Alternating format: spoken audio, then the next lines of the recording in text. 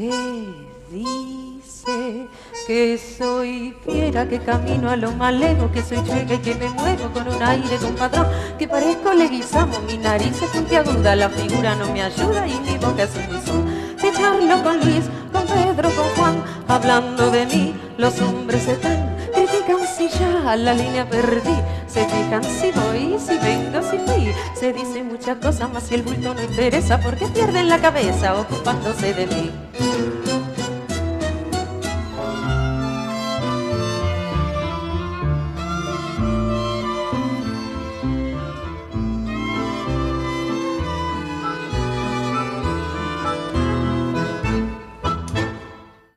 El día que me quieras,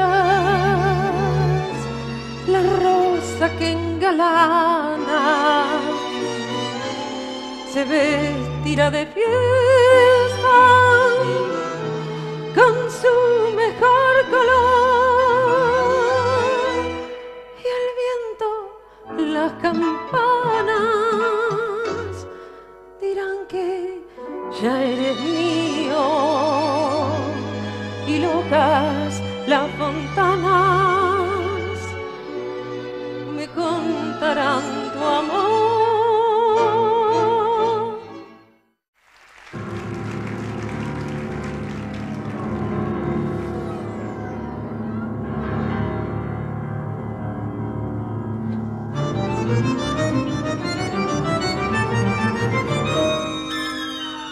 El huracán desraigó con crueldad el rosal que planté en el jardín de mi amor, que cuidé con afán, y al nacer una flor, la traición le cortó sin piedad su raíz, y el rosal nunca más floreció.